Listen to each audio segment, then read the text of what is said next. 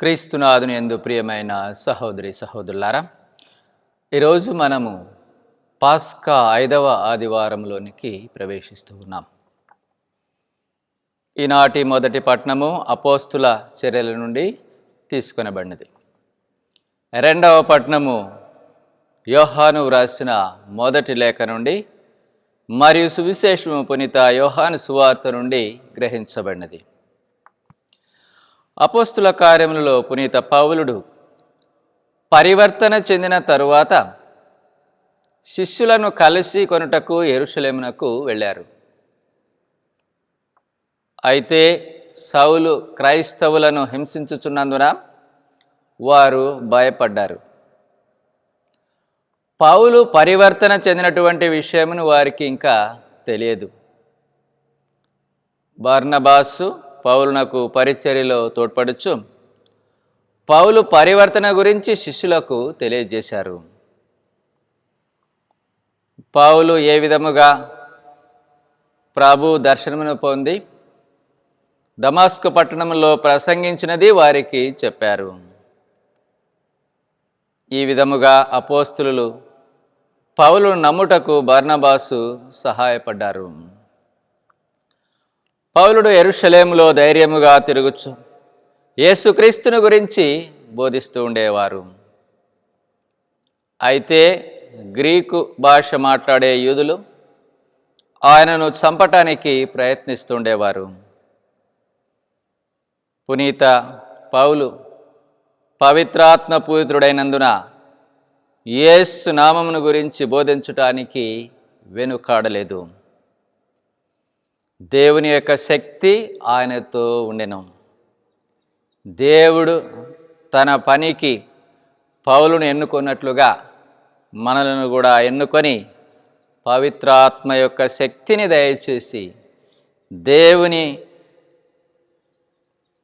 రాజ్యాన్ని బోధించడానికి మనందరికి కూడా ధైర్యాన్ని ఇస్తారు.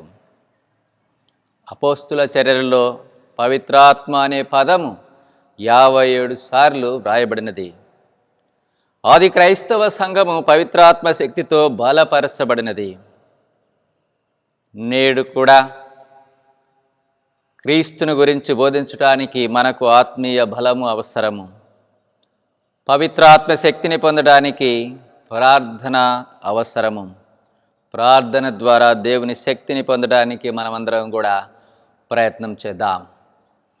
ప్రియులారా, మనమంతా కూడా ప్రతిరోజు కూడా ప్రార్థన చేయాలి.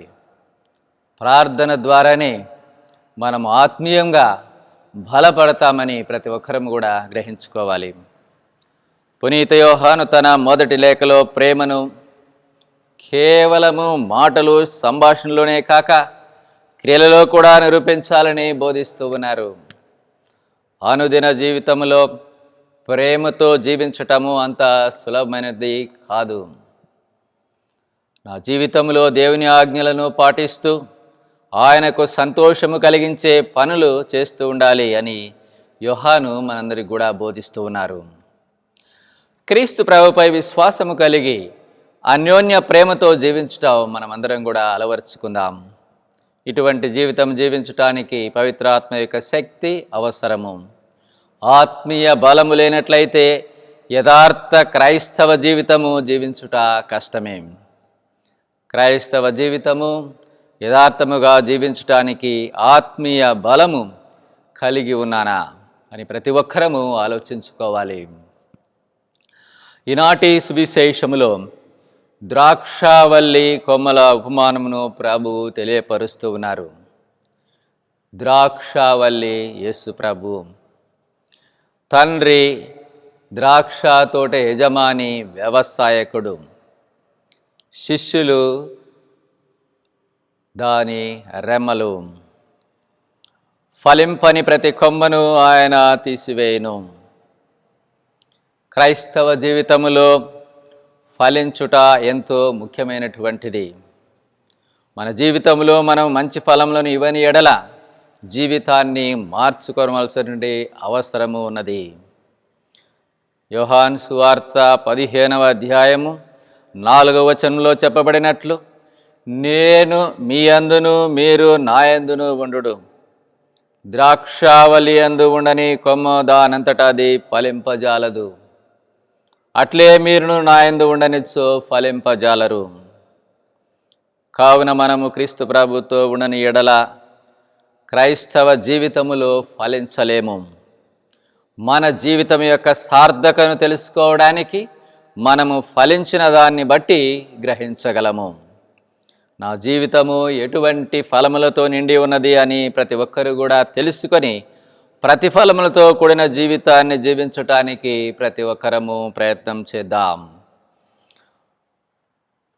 ప్రభువు మీతోడునుగాక. సర్వశక్తిగల సర్వేశ్వరుడు పితా పుత్ర పవిత్రాత్మ ఆశీర్వదించి కాచి కాపాడుదురుగాక.